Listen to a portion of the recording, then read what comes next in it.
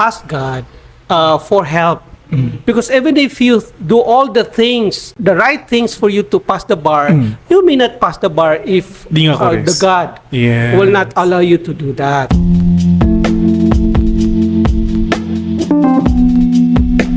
This episode is in partnership with Kakaw Meranaw, a social enterprise supporting local Maranao farmers, turning homegrown cacao into rich and meaningful chocolate bars. Check out their page and support local. Stay sharp and stay prepared. Digest PH offers codals, case briefs, and study materials trusted by both law students and lawyers. User code LOSTDigest for 20% off your subscription. Visit their website at www.digest.ph.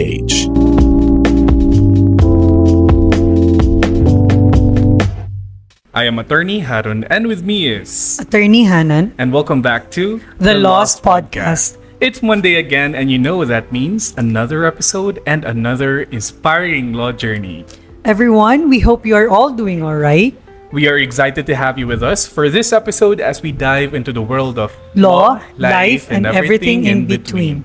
So whether you're commuting or, studying or just taking a breather, we are glad that you are tuning in because it's time to get lost. Assalamualaikum everyone. For this Monday, we invited an amazing guest lawyer for you all. Our guest lawyer for this Monday obtained his Juris Doctor from Mindanao State University College of Law, main campus, where he graduated as the class salutatorian of his batch.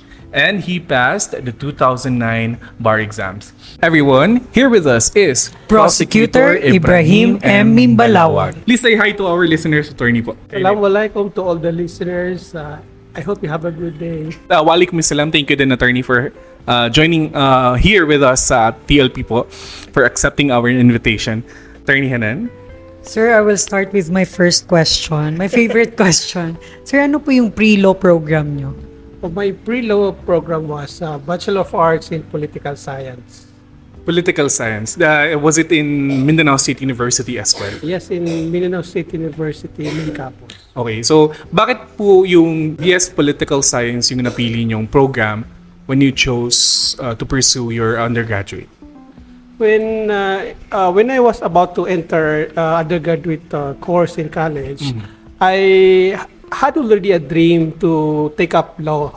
So I was looking for the best preparatory course for law. So I have to choose between BS Accountancy and AB Political Science. That's according to what I heard. And then I didn't choose BS Accountancy because I'm not good in numbers. Okay. So I choose the AB Political Science because I believe I'm good in my communication skills, both in oral and in writing.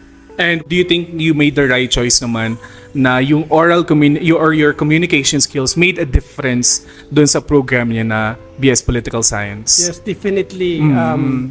I felt that I was in a good choice of undergraduate course because my communication skills were more enhanced, both in writing and in speaking, and also the topics in the course are quite substantial. So I was some extent curious in learning subjects such as politics, government, laws, constitution, and policies, Nice.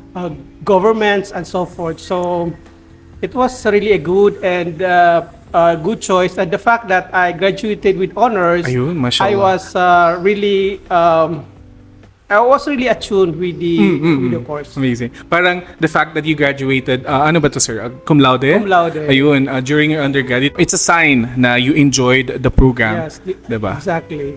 Sir, anong taon to? Tunay ni Aragon? 1996 when I entered first year, and then I Okay. graduated at 2001. Amazing. 1996 daw? Parang Pinanganak ka na ba? 1-year-old na ako. 1996. Okay. Sir, so after pre-law program nyo, diretso na po ba kayong nag-law school? No, I was invited by my Department of Political Studies Okay. to join them as faculty member Department of Political Studies. That was your first job po. Yes. Work experience. Sir, ang tawag dito, may batchmate kasi ako na who is also a lawyer now. Shout out to attorney Sam Umar. He's also an AB Political Science graduate na. Ang sinabi po niya, parang yung law po, yung pinag-aaral lang po natin sa College of Law is ganito, sobrang liit. Whereas yung political science, sobrang laki, sobrang lawak. Is that correct? Yes, because in political science, we talk about the political system itself and policy making within the political system. It's one aspect. And we talk about policies that will cover law only. Ayun. Parang dinadaanan nyo lang yung law. Yes. And also, when we study about political science, there is no idea that is carved in stone. Meaning to say, it's empirical. You really have to consult a lot of books in order to come up with the best possible answer to a political question. Unlike in law, you really have to stick to what the Supreme Court says and what the Congress says with respect to a particular law. So there's a difference between, I think, the law is a more applied subject, and more political science is empirical. Okay. When you say empirical, Google mo, attorney. okay. So after you graduated po, 2001 if I remember correctly, 2001, and then you were invited po to become part of the faculty force ng the department nyo po. Yes, nakakatuwa nga noon. I remember when I successfully defended my thesis before the panel of panel professors. And then one of my professors asked me, what will you do after you graduated from political science? And then I just said, because I was so exhausted with all the After mo mag-thesis defense, di ba? I just said, sir, I just want to sleep. And then he said, why not join us in the faculty? We are hiring one faculty member. You can join us. Mashallah. And then that's the reason that I submitted my papers. Ayun. Kasi when you were deciding to pursue your program, yung BS Political Science, or AB Political Science, na nasa utak mo na, sir, na you will be pursuing law afterwards, no? Is that correct? Yes, but then I was thinking at that time, and there was that offer from the department to post for a while. Okay. I think I said this opportunity to join the faculty force of the Department of Political Science is an opportunity that may comes from once in a lifetime, and law can wait. So that's why I take my time to teach for 2 years. And then after 2 years, there was a policy of the MSU that you can be allowed to pursue further studies. And so I was torn again to take up Master of Arts in Political Science or Bachelor of Laws. And so I pursue Bachelor of Laws. Ayun. At the same time, I was a student. I pursue Bachelor of, at the same time, was a faculty member of Political Science and a student of College of Law. But before we talk about you entering law school, attorney, I'd like to ask, or I'm just really curious, ano po yung mga, aside from teaching, no, ano po yung available na work opportunities for an AB Political Science graduate? I think aside from teaching, they can go also to government. They can be part of perhaps of the team of a local leaders, or they can also work in non-governmental organizations with respect to studies, studying about related to politics, such as, for example, the voting behavior of the people, the political participation of the people in elections, the policy making of a certain political entity. So it's more on research and also being a workforce in the LGUs. Nice. And for our listeners, kasi we have senior high school student listeners as actually, attorney, no? And I'm sure they are curious kung ano ba yung meron sa AB Political Science and ano yung possible na work na magiging available sa kanila after they finish the said program. So yun, those are your options should you pursue AB Political Science. Let's go back, attorney, dun sa when you pursued law school. I would like to ask if nakatulong ba yung program mo during your law school journey? Yes, aside from communication skills, there are also subjects in political science that you will encounter in law school. For example, when you enter the political law subjects, you will have no difficulty in studying about the state, the governments, and so forth. This is more on political law subject. Pag isang first year subject ay yung constitutional law 1, and then madali na lang sa'yo yung yung state, yung legislative department, ang executive department, judicial department. Mas madali mong maintindihan yung mga theories of government, bakit ganito, bakit ito naging batas. So in a way, especially most of the graduates of politicals are articulate. So in a way, gumagaling ka pag sagot sa oral recitations. So, it boosts your confidence. Do you think yung communication skills ng isang law student is vital for him to survive in law school? Yes, because law school is more on Socratic method. Yeah. And the professors will ask questions, and then you have to answer also and think of your feet. And so sometimes when you know how to articulate your answers, even if some of your answers may not be correct, but the way you speak it is confident enough, you may be graded. Yes.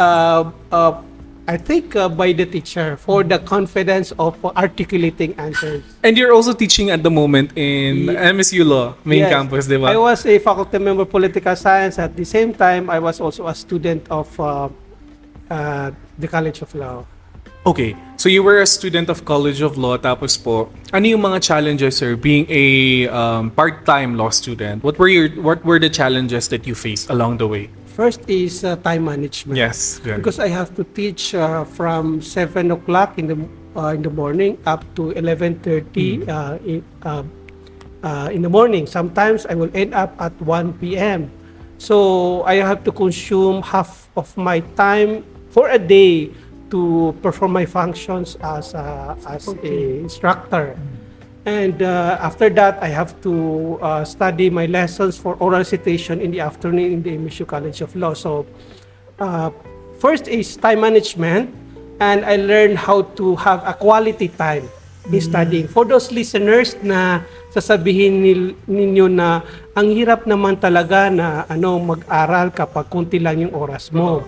But then you can also have a quality time. Kahit 1 hour, 2 hours lang, pero fully concentrated ka without distractions, mas better yon kaysa you have 5 hours of studying but you are fully distracted, mas konti yung na-absorb mo. So sa akin is quality time ang unang kailangan ko na ma-develop at that time. Pero sir, you only took the law school ng 4 years. Yes, 4 years. Yes, 4 years. Hindi naging hadlang yung pagiging faculty mo sa law school. Hindi, because thankful ako because ang Pol-Sci department naman, they arrange really my schedules na hindi tamaan yung 2 o'clock or 3 o'clock classes ko. Okay. So that's good. It's proper relationship with your co-workers in the place where you work. So I also make sure that I was efficient in fact ang TR ko at that time was PS always as a faculty member of department. So yun, hindi afternoon naman I survive naman yung oral recitation. kasi salutatorian, di ba? Na-survive mo talaga kasi salutatorian ka, sir.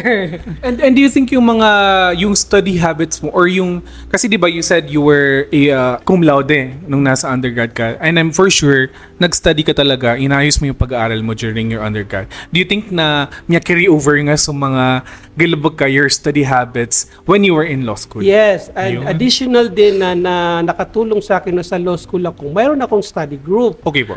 Wala akong fraternity at that time. But then, mayroon akong classmate na 3. Naging lawyer yung dalawa. Yung isa hindi pa naging lawyer. Yung isa is naging valedictorian. Yung isa is second honorable mention. Yung isa ay third honorable mention. kasama kami sa top 5. So yung apat na yon, Circle mo. classmate ko sila from first year to Fourth year. So ginagawa namin ng core group namin, ng study group namin, nagsi-share kami ng mga ideas, pati case digest, at lagi namin pinag-uusapan yung subjects namin. So it's as if that we have a group that is closely knit. Now we are helping each other. Like ako, minsan hindi ako nakakapag-share ng hindi ako nakakabasa. Hindi ako nakakabasa ng isang topic. So ginagawa ko na lang, kinakausap ko na lang yung mga classmate ko. Ano ba yung nabasa niyo? Ano ba ito? And then we discuss among ourselves. So I think study group in law school is very important. Just like nung sinabi rin ni Attorney Raifa sa last episode na kailangan meron kang magandang group of friends sa law school para ma-survive mo yung law school. Sir, syempre, professor ka sa law school na marami kaming naririnig na yung mga horror experience nila sa recitation ay galing kay Sir Mimbalawag. So, ngayon, ang itatanong ko, sir, meron ka bang naging horror recitation, like nahirapan kang sumagot sa recitation when you were in law school? Yes. Meron ka bang maalala? Yes, ang unang naalala ko is that I was answering in a oral citation property on laws on property. I don't want to mention the professor.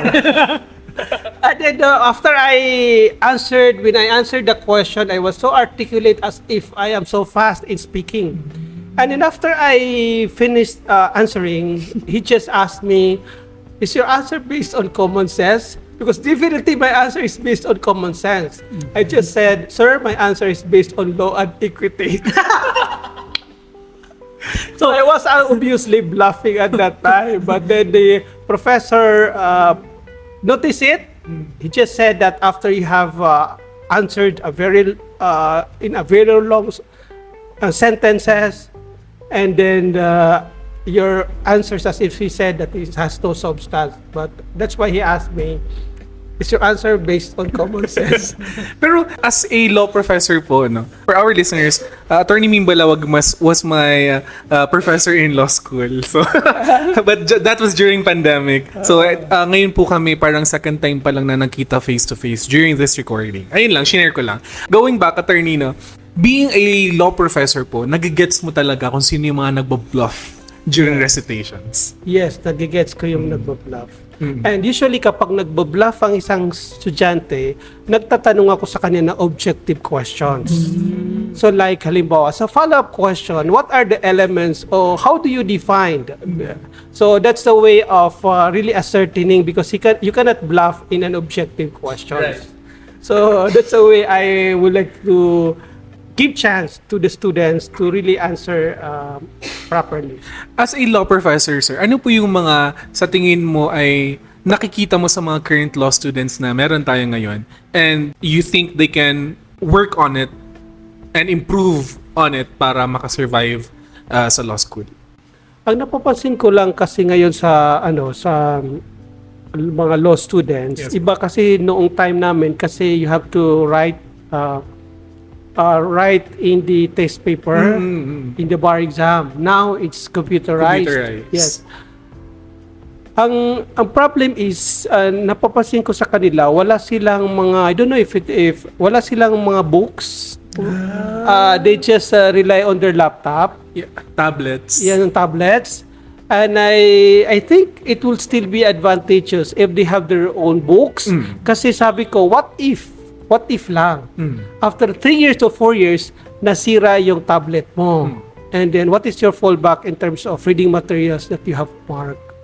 So, yun siguro ang napas. I don't know how the law students and the law community will view this, but for me as a traditional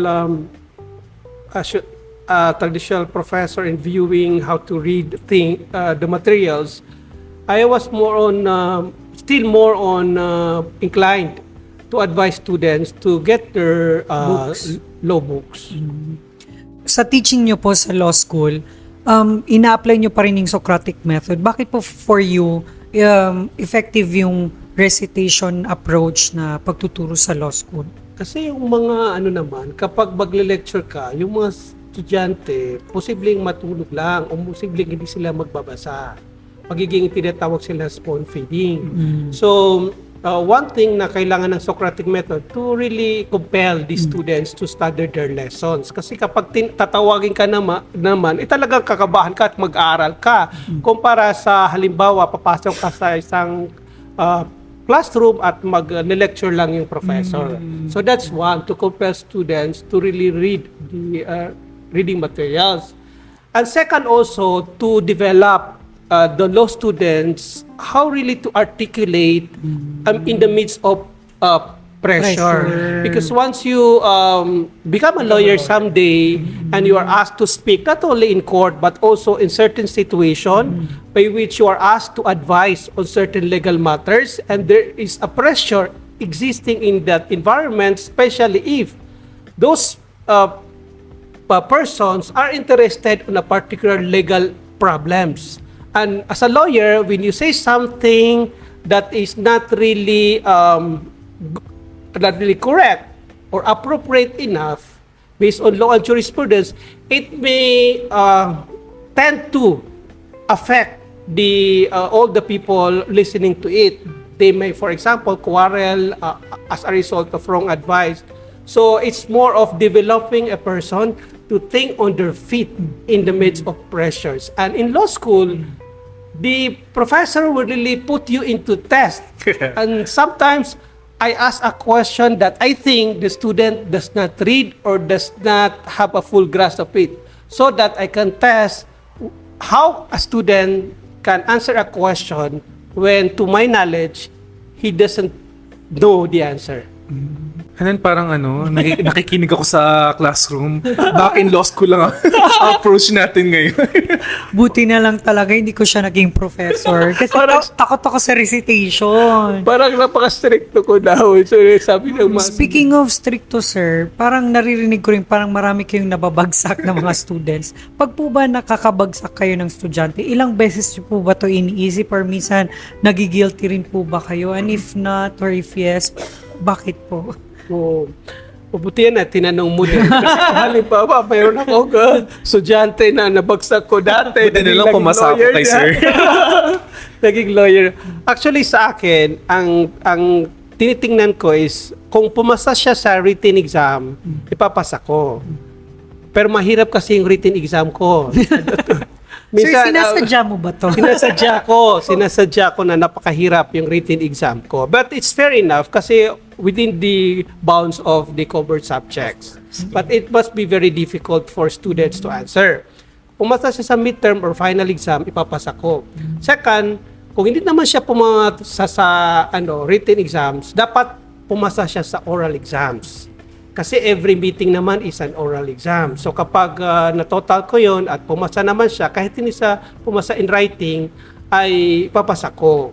Pero kung hindi siya pumasa in written exam and oral exams, pasensyahan na lang. Yun ang hindi ko pinapasa. Kahit pa yung sabi nilang always present naman ako.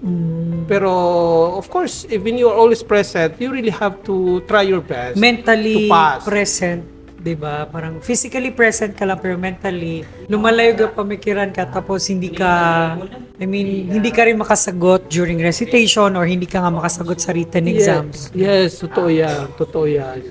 So sir, since next week na or next 2 weeks na lang bar exam na, gusto sana naming i-ask sa'yo yung mga like bar tips mo para sa mga magti-take ng bar exam. I think yung mga magtitik ng bar exam ng mga law graduates, paulit-ulit na lang din na nababasa nila. Pero one thing na I could advise them is to really ask God for help. Because even if you do all the things the right things for you to pass the bar, you may not pass the bar if the God will not allow you to do that. That's why, especially for those who flunk the bar for several times and they keep on trying, you just have to ask God because God will be the one to show you the ways in order to pass the exam. And of course, it will also start with you struggling to prepare for the bar exam or all the reading materials that you have. But if God will approve it, then God, you will pass. Ako kasi, there were 2 bar exams that I failed. Although I was on the honors list when I graduated. Kumbaga hindi assurance sir pagka nasa salutatorian, valedictorian level ka. Hindi. Okay. And in fact, yun din ang pressure mo. Na minsan ay mararattle ka because everybody expects you to pass. Diba? At dahil sabi ng galing naman yan, papasa naman yan. What if you failed? You really have to give your fighting spirit. But then what if you don't make it? It's really God. During the time that I passed, I prayed a lot. And then I said to God, sabi ko, even if I was born as a lawyer, Ya Allah, the Almighty, please make me a lawyer. Because if I'll be a lawyer, I will do things which are good for fellow countryman fellow o mga yung mas mabuti para sa kapwa ko. Kahit hindi ako ay pinanganak na lawyer, Same kami. Sana makumbinsi kita na ipapasa mo ako. Mashallah. Kasi gagawin ko naman ng tama yung profession ko, ipapasa mo ako. We have the same prayers then, attorney, during my bar Ganun review. ba? Pero attorney, before we go dun sa results mo, himay-himayin, okay lang po ba sa inyo, himay-himayin natin yung bar review journey mo, no?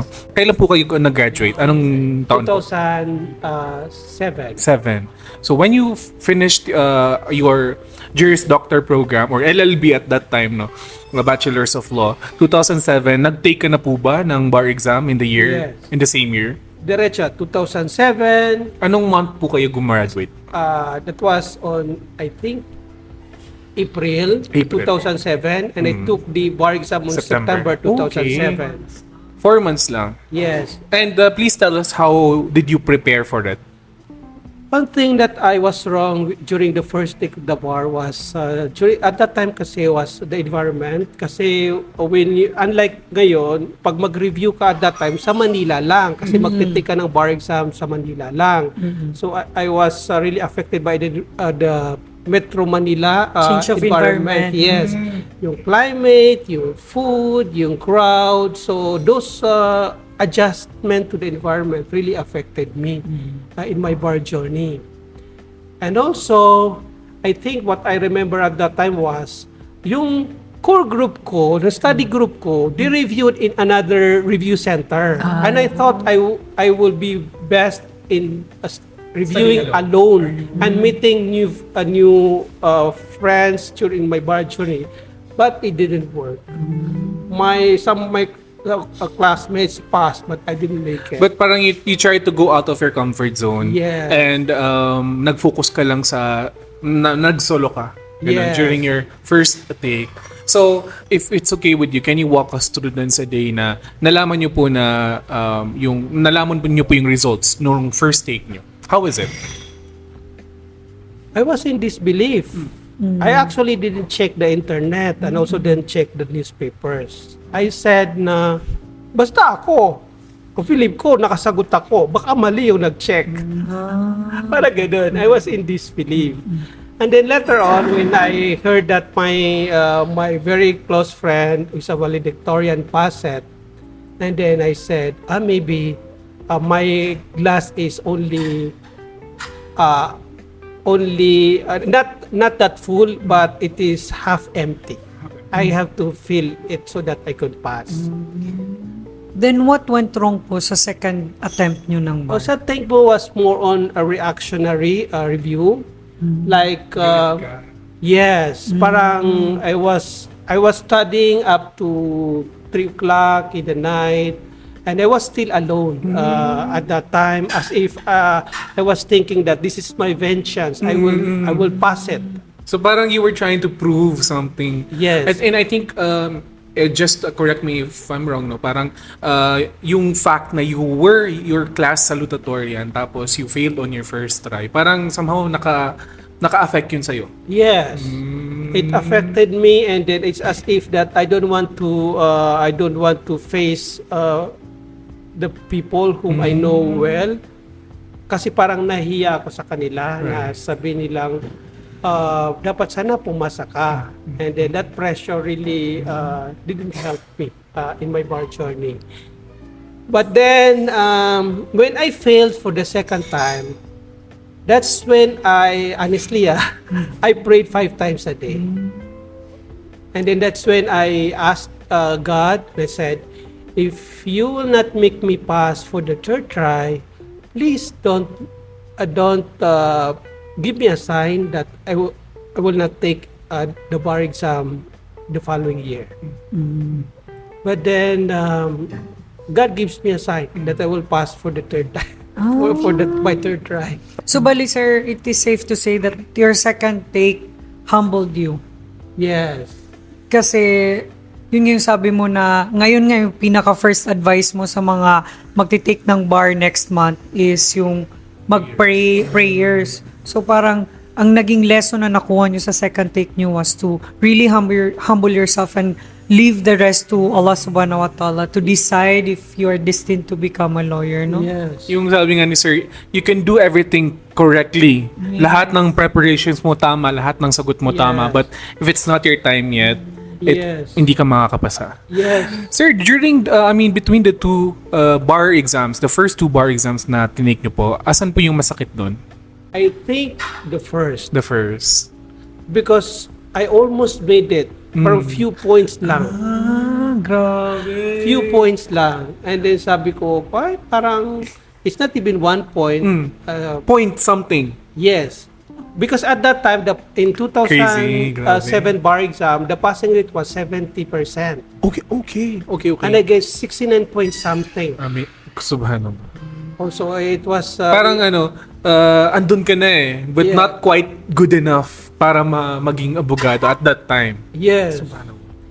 Pero so yun nga sir, no, parang yung sabi mo nga vengeance yung nangyari sa'yo sa second take mo, no, kasi di ba parang ang late na lang no na i-feel mo para pumasa sa bar but still you did not make it. Yes. Talagang your intentions have to be pure. Point something din. Kaya hindi ako pumasa. What I was thinking at that time is, sabi ko, baka hindi lang talaga ako masyadong nag-aral ng first take ko kasi disturbed ako sa environment. Wala rin akong mga kaibigan na sa law school kasi ibang place sila nag-review. So ngayong time na to, sabi ko, I will wholly rely on myself. I will study like never before. This was the second take? Second time. Okay. Like sabi ko, if a certain law graduate will have boxes to check in order to pass the bar exam, I have all my boxes checked. Masipag ako, napag-aralan ko And lahat. for sure, sinobrahan mo pa. Pagaling ako magsulat, magaling ako Okay yung handwriting mo, yes, attorney? my handwriting, lahat. Ano sabi ko, this will not go wrong this second time. So, yun yung time na when I failed for less than 1 point, that's when I said, I found God.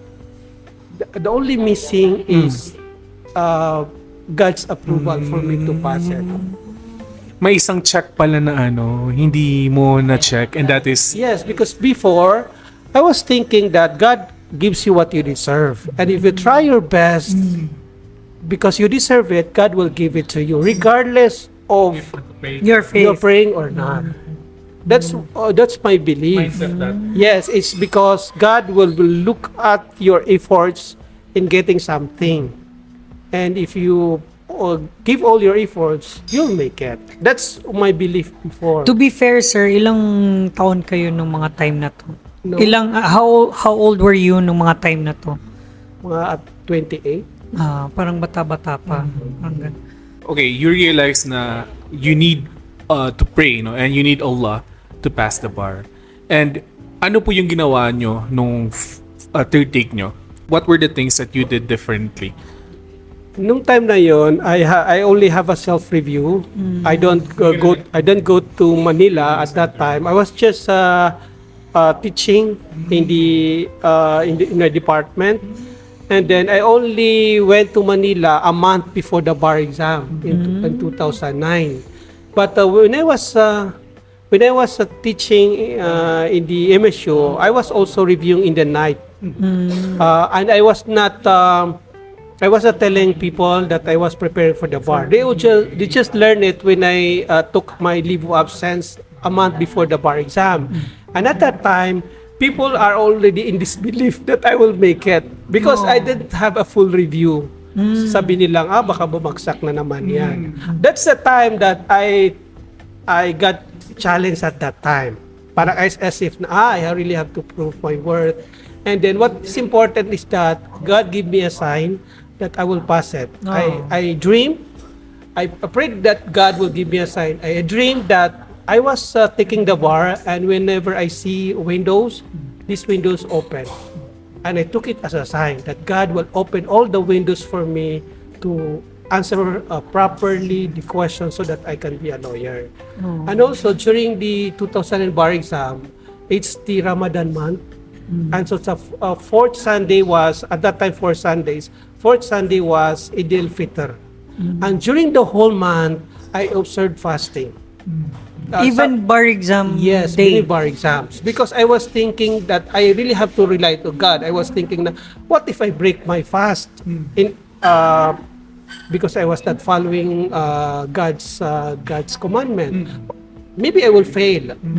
So as I said, there's no assurance that I will pass the bar exam if I break my fast.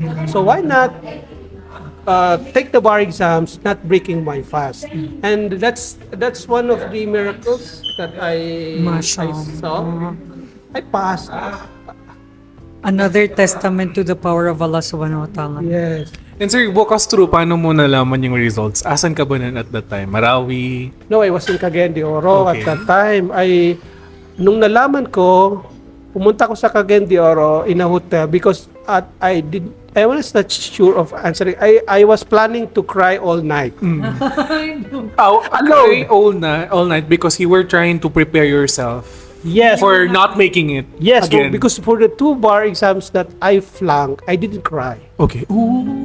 So for the 3rd time, since I am not sure that I will pass, I was planning to cry because at that I know that if I failed, I cannot take the successive bar exam because I have to take a refresh process, especially in MSU where people will say na bakit hindi yan pumasa? Magaling naman yan. Salutatorian or cum laude naman yan.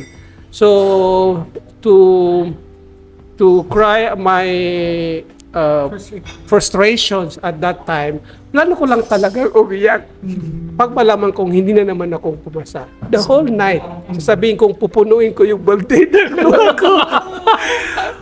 But the moment you've learned about you passing the bar, Yes, how is it? Oh, as Napuno ba yung balde? Nung pumasa ka? Sino nagsabi sa'yo, attorney? Uy, pumasa ka. my former students in the undergraduate course, some of staff in the review center before, some of my classmates, some of persons I knew, nang daming text, mayroong mga... Pero sino yung first na nag-inform sa'yo? Estudyante ko, si Attorney Saipal Alawi, Okay. junior. Sabi na, sir, congratulations. And then, hindi phone book yung number niya. Sabi ko, Unknown number. Sino ito? Bakit po kino-congrats? Sabi na, pumasa ka bar. Sabi ko, is this a prank? Sabi ko, no sir, I was in the Supreme Court. Congratulations. So marami ng succeeding message sa congratulations. Saka ako naniwala na pumasa pala ako. And syempre, umiyak. Yes. Parang cry of joy. Pero at Alhamdulillah. least hindi cry of sorrow at that time. Pati nga di ngayon naluluha ako. Oy, nakikita ka namin, sir, parang you're really teary-eyed, reminiscing these moments, no? Sir, Paano po nalaman ng parents niyo? Paano po nalaman ng parents niyo, if you don't mind, na you passed the bar? at And that- what was their reaction? At that time, may internet na din kasi sa Marawi noon. Tapos na-check nila. And then they were contacting me. At yung father ko, nung nalaman niyang pumasa ako, hindi siya nagsasalita na English, but he spoke to me in fluent English. Ay, congratulating me! Sabi ko, kakaiba to. Bakit ako hindi English ng tatay ko? Ganun. They're so proud. Proud moment talaga Yes. for your parents. Were you the first lawyer in your family or may mga attorney na prior to you Sa passing the mga bar? sa mga pinsan ko, meron naman. Meron. Pero sa family talaga namin, ako yung first lawyer. And I'm pretty sure they were rooting for you on your final take no sa bar. Yes. Even before na law student pa lang ako, parang they just say na sure na yan, papasa na yan. That's how they are confident. Kasi naman looking back at your academic background, your academic performance, you were doing good naman, 'di ba? Yeah. So I'm sure malaki yung hope nila na you'll make it. And alhamdulillah, eventually, it may have taken you 3 bars to become a lawyer, but eventually you became a lawyer. Yes, I experienced the experience flunking the bar, and I also experienced passing the bar, and I was grateful because not all Lawyer. people or lawyers experience that. Yeah. Totoo. Oh, kasi I can relate dun sa story ni Sir Mimbalawag na yung pang second take niya, it humbled him.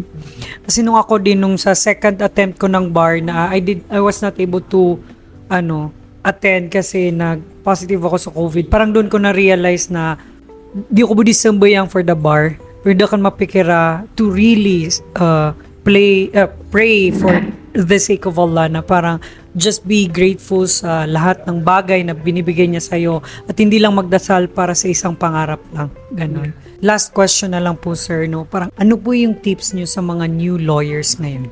Na mga naging estudyante mo din. Parang paano nila ina-navigate yung pagiging lawyer? I think what they should do is find a place where you think you could be useful as a lawyer, and your services as a lawyer being used in a way of helping people. Kasi ang lawyering is also a noble profession sa public service. And when we speak, we can build bridges, we can establish peace, we can assert rights of people. So kung saan man tayo magtatrabaho bilang abogado, siguraduhin natin na ang ating trabaho ay magagamit para sa kaunlad ng buhay ng ibang tao. Yung academic rewards is just incidental. But what is more important is use this profession as form of dawah, that you can use it in order, once you face God, you can say, I have used my profession in order to please Allah, the Almighty. And sa akin kasi, when I was asked during the law school, when you become a lawyer, why do you want to be a lawyer? And I was said, aside from being a childhood dream, I want also to help the poor and the powerless, and so that's why I find it appropriate to apply in the public attorney's office, and luckily I was also given the opportunity to work in public attorney's office. So siguro ang maalala ko dito is kapag yung mga purposes mo kung bakit gusto mo maging lawyer, especially service to the community, wag mo lang kalimutan pag maging lawyer ka na. Yes. Kasi yun naman ang pinaka-importante. Yung purpose mo pag maging lawyer is to fulfill it once you become a lawyer. And I remember sinabi mo kanina, attorney, na pinag-pray mo kay Allah na once attorney ka na, you will give back to your people. Yes. You will use your profession to give to help your people. And you are currently doing that, no, as a prosecutor. Mashallah. Thank you. Oh, yun din ang iniisip ko. At least tumupad ako sa usapan namin. Tumutupad ako sa usapan. At saka patuloy na tinutupad, no? Kasi we are also aware of paano yung mga ginagawa mo for the IDPs, yung para sa mga victims of Marawi siege, kung paano mo sila you're trying to be their voice pagdating sa ng mga rights nila as sa IDPs. Yes. Takeaway ko, attorney, sa parang discussion natin with Sir Mimbalawag, no? Just like sa previous episode ni Attorney Raifa, for you to be a successful lawyer, or not necessarily na sa mata ng maraming tao, but be successful sa mata ng Allah, na yung isipin mo talagang intention mo, tsaka yung tinrade mo ko Allah subhanahu wa ta'ala, na parang sinabi mo sa kanya na you want to help. Kasi ganun din si Attorney Raifa na parang kaya niya gusto maging lawyer kasi para makatulong sa marami. And then the same with Sir, na yun din yung sinabi niya ko Allah subhanahu wa ta'ala. And it just makikita mo na mapyeso status ng mga lawyer lagi dutoy mindset. Ayran pipikir na sumadakalat tao.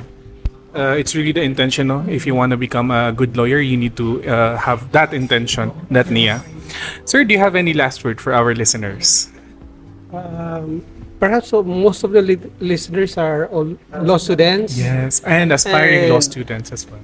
Yes, law students. First is I would like to say that if you use God as your guidance in your journey, you can't go wrong. And yeah, thank you so much, no, Attorney Prosecutor, for spending time with us today in this episode and for sharing your law journey with us. Lastly, do you have anyone to give a shout out to?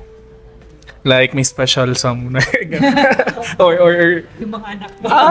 Shout out to my kids, Kalel, Mael, and Wakel. I hope one of you, all of you, will become lawyers someday too. Amin. Malay mo, diba? Grabe naman the pressure. Tatlo, diba? That ends our episode for this Monday. If you enjoyed this episode, don't forget to hit subscribe and leave a comment. Also, please don't forget to tag us on your stories and posts. You can follow us on Facebook, Instagram, and TikTok for daily updates. Thanks for getting lost with us today. We shall see you next Monday. Bye. Sir, thank you so much.